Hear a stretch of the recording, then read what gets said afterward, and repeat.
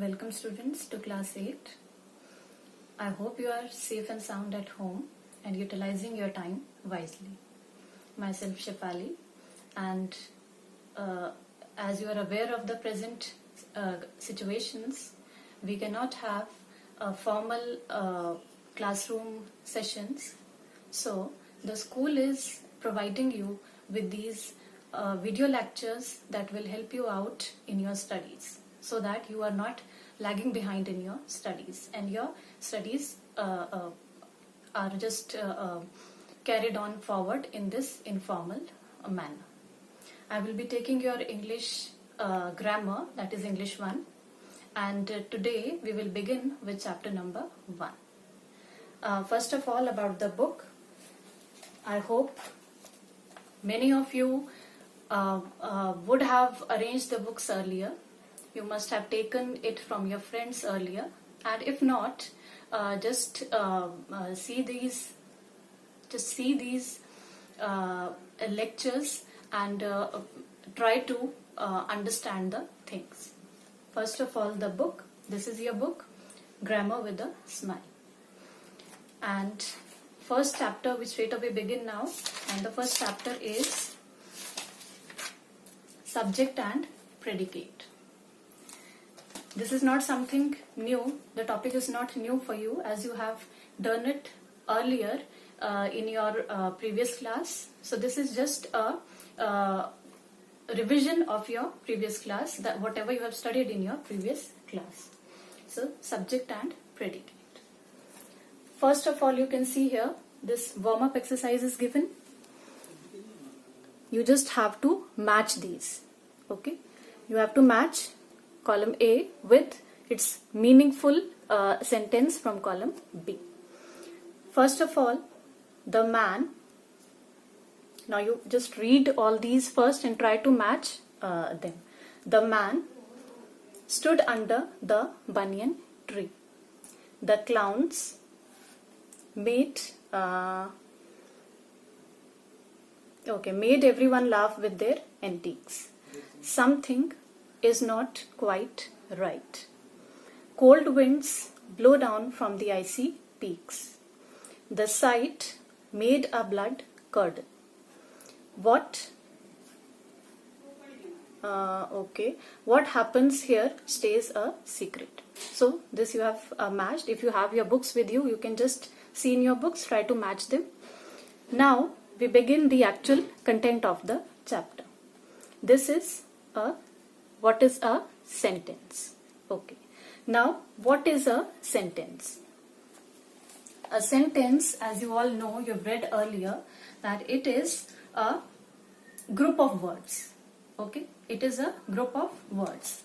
Now, you can see here this sentence, as we have just read, blew down from the icy peaks. This is a group of sentence, but it is not making any sense. Blew down from icy peaks. What blew down? You don't know. Fine. So this is not giving you a complete meaning. Only when you join cold winds blow down from icy peaks, then only it becomes a complete sentence. Now it means that group of words, but they should give you a complete meaning. Only when they are giving you a complete meaning, that is referred to as a sentence. Now comes the basic structure of a sentence. Now, what is a sentence made up of? And that is only our main topic, this first chapter, that is subject and predicate. So, the sentence is made up of two parts, that is a subject and a predicate. Okay, this is I've written here, the subject and the predicate. Now, let us take up first what is the subject. It's written here, subject is, every sentence has a subject, which is the person or thing that the sentence is about. Okay, so a person or a thing that is referred to in a sentence, that is your subject. Okay, so you can see here in this column, this is the man, the clowns. This is the subject. Fine. And the second, and that is they are telling you about the sentence. Now the second is the predicate. Now what is the predicate? You read here, blew down from the icy peaks. This is your predicate. So the cold winds is the subject and blew down from icy peaks is your predicate. Okay. The predicate is what the sentence says about the subject. Fine. So predicate is something which the subject is telling you about that sentence. Predicate always has a finite verb in it. This finite verb is the most important word in the sentence. So the predicate has a finite verb and it tells you about it is the important word that is there in the sentence. Now comes, okay, our note is written here. Important word of the subject is called the head word of the subject, which is always a noun phrase. So important, they are giving you an example here. A dirty dish lay on the floor. With this example, I'll tell you this. I've written it here on this chart. Now, a dirty dish lay on the floor. A dirty dish here is the subject. This whole is the subject and lay on the floor is the predicate. Fine, this much is clear. This entire is the subject, not just one word. This entire is the subject. Fine. Then this word, single word dish. This is the head word. This is the most important word in this sentence. Okay, because this is the word about which we are talking about.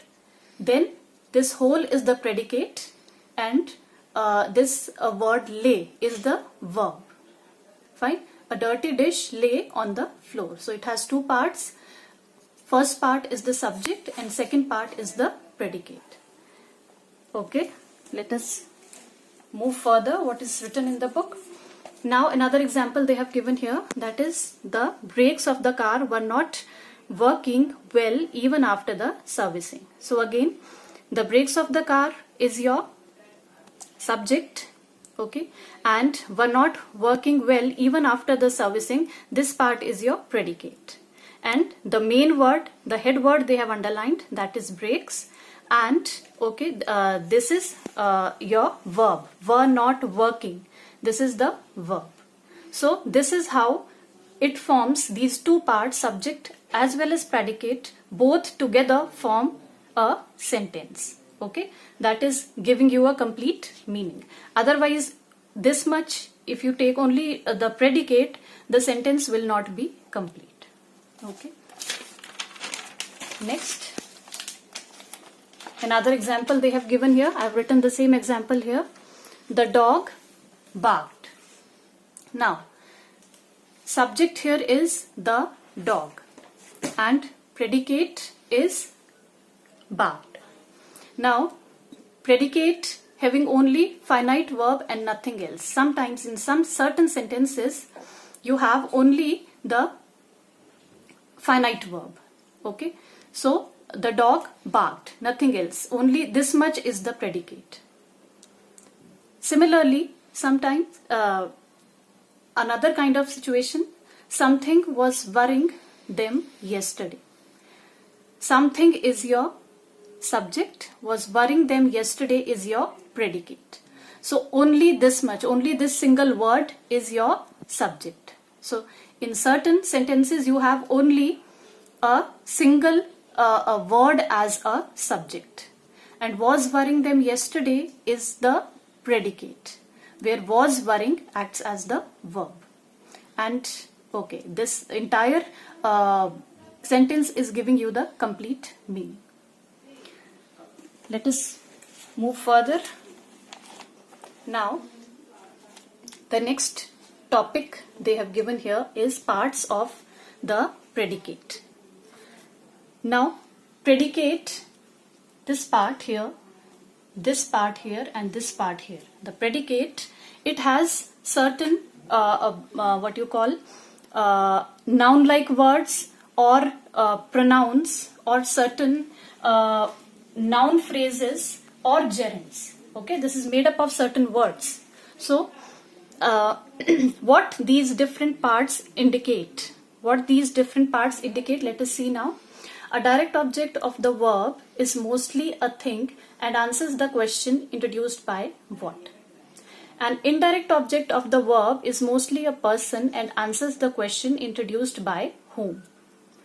A noun or noun-like expressions or words which follow a preposition is called an object of that preposition or a prepositional object. Now whatever is explained here, I will explain this with this example, and this is the example is given here. The boy showed the little girl an old photograph which he had found in his grey trunk. Now here the subject is boy, and basically we are talking about here is direct and indirect object. The sentence is having direct as well as indirect object. So, or it's not necessary that they may have both a direct as well as indirect. This will be just cleared further. So first of all, in this sentence, what is direct object?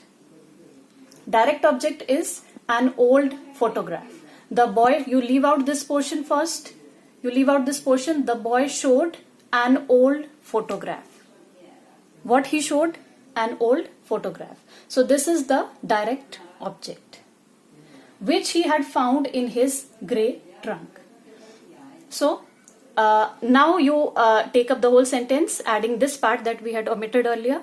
The boy showed the little girl an old photograph. Now if you think you are getting confused, you can just say this sentence the other way around. The boy showed an old photograph to the little girl. So now old photograph is your direct object and the little girl is indirect object. Whom he showed the photograph? To the girl. So this is an indirect object which he had found in his grey trunk. This is your prepositional phrase. You all are aware, you know very well what are prepositions. So this is a prepositional phrase. Phrase, you know, a group of words. Fine. So here it is acting in his grey trunk, is acting as prepositional phrase. So with this example, they have clarified these, that what is a direct object, what is an indirect object in a sentence. Okay, let us proceed. Now, okay, again they are mentioning the same thing here that I just explained. Now, as we have seen, a sentence need not have any object at all in it. For example, the dog barked. Same example here that we discussed just now. The dog barked. This is the subject, this is the predicate. So here we don't have any object in it. Okay, there is no object here, direct object. The dog barked. Next one they are saying, if it is a direct object, the finite verb acts transitively. In other cases, the verb acts intransitively. So, if there is direct object, the finite verb is transitive. And if it is indirect object, it is intransitive. If a sentence has direct object, then it may not have an indirect object. Now, if suppose there is, okay, we just saw that there is direct object, it is not necessary that there may be an indirect object also. There may be only the direct object. For example, he bought a pen. Okay, he is the subject here and a pen is direct object. So no indirect object here, just the direct object. But if it has an indirect object, it has to have a direct object. But if indirect object is there, then it is necessary that direct object has to be there. It will be there. For example, he bought me a pen. A pen, again direct object, and me here is the indirect object. For whom he bought the pen? For me. So me here is the indirect object. An indirect object can be converted into a prepositional object. For example, he bought a pen for me. So this same sentence they are writing the other way around, and they have changed it into a prepositional object. So it can be written this way or this way. These sentences have an indirect object. The indirect object is the recipient of the direct object. So whatever the person is doing, the subject is doing, okay, or in other way, the direct object, okay, the direct object is related to that indirect object. So indirect object becomes the recipient of the direct object. Whatever action is performed, that is performed on the indirect object. Okay. Next, now comes the exercise. Exercise A. Write DO above the direct object and IO above the indirect object. Okay, in these sentences. And write no if there is no object at all. Now, first one, Mrs. Lal bought a smart coat for her youngest daughter. Now, Mrs. Lal, as you know, it is the subject here. And first of all, let us see what is the subject here and what is the predicate. Mrs. Lal is the subject and bought a smart coat for her youngest daughter is your predicate. Now you have to mark here which is or what is the direct object and what is the indirect object here. So Mrs. Lal bought a smart coat. What she bought? This smart coat. So this is your direct object here. And for her youngest daughter. For whom? For the daughter. So the daughter acts as indirect object here. Sandeep gave me the book yesterday. Who gave? Sandeep. So that is the subject. And gave to whom? To me. And what he gave? The book. So book is your direct object and me will be indirect object. Third sentence. Johnson drove the car. Now, who drove the car? Johnson. This is the subject. You have to mark here direct and indirect object. He drove the car. What he drove? The car. So it is direct object, but there is no indirect object here. Clear? Fourth one. The rabbit jumped high in the air. Please just read this again. The rabbit jumped high in the air. Rabbit is your subject, but there is no direct as well as indirect object here. Fifth one, Nitin sang a song for his friend. Okay, so now these 5, 6, 7 and 8, these 4 sentences, you try yourself. Just I'm holding it here. You can just note down, or you can just whenever you are watching the video, you can take a screenshot of it and you can try it later on. And I'll discuss it, the remaining these as a homework that I'm giving you. I'll discuss them again in the next video lecture. Now the next topic that comes is compound subject and predicate. I have written it here, compound subject and predicate. Now, first of all, what is a compound subject? Compound subject is a subject that is having 2 or more than 2 sentences, subjects in a sentence. So compound sentence, it has 2 or more subjects in a sentence. And those 2 subjects are joined by conjunctions. Any kind of conjunction, and, or any other kind of conjunction. Similarly, your compound predicate. Again, it is 2 or more predicates in a sentence joined by conjunctions. So, predicate also when there is 2 or more than 2 predicates in a sentence.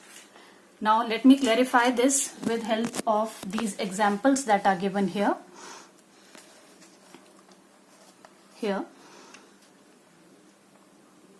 Okay, first one is Gaurav and Sabina go to the same school. Now, what is the subject here? Two names are mentioned, Gaurav as well as Sabina. So, there is no single subject here. There are two subjects, that is Gaurav and the next subject is Sabina. Both are joined together with this conjunction and. So, this entire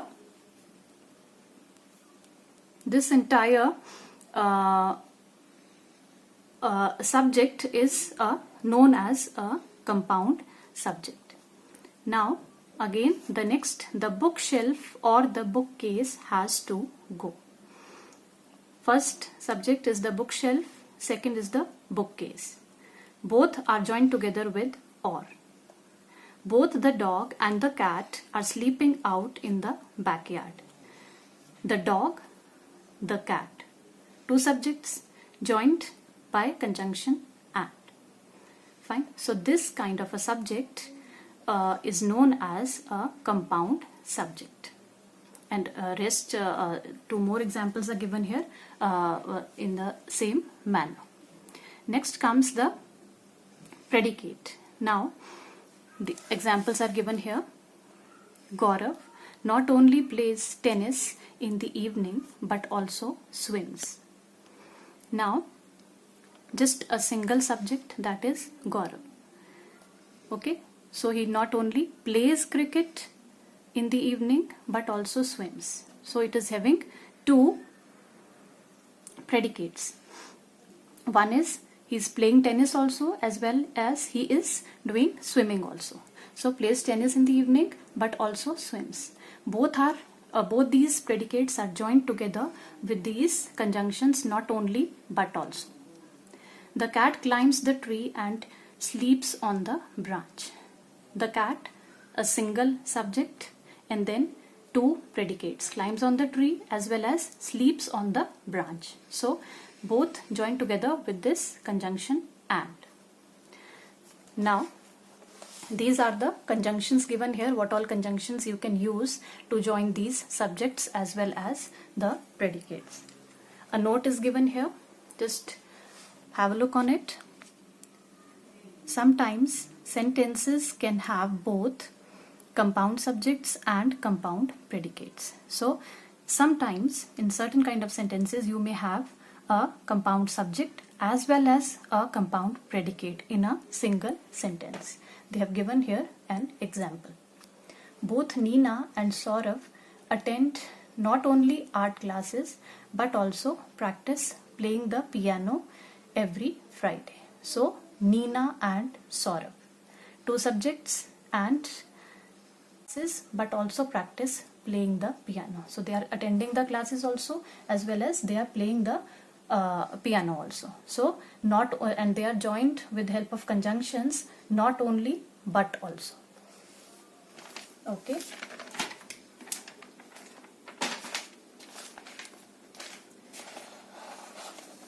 Next is exercise B, and it's written here, complete these sentences by using either compound subject or compound predicate. Now you have to, if this is answers may vary in this, you may have your own answers, so you have to fill, you have to see accordingly. Okay, you have to see what is to be filled here. Either the subject has to be filled, compound subject, or compound predicate has to be filled. So let me just tell you the first one. Rest of the sentences you can just practice at home. Dash are playing in the field. So you can fill in this way. The boys and the girls are playing in the field. So the boys and the girls, two subjects. Okay. Similarly, you have to just read the sentences wherever two predicates are to be filled. There you have to fill the predicates. Okay. Now in the next video class, we will take up this next topic of the same chapter, that is type of sentences according to function. Okay. So today I will stop here and try to do these exercises that I have mentioned, that I have left out. Try doing them, and if you have any kind of problem, any kind of queries, again tomorrow before beginning with the next topic, I will take up those exercises. I will give you the answers of those exercises, and you can tally whatever you have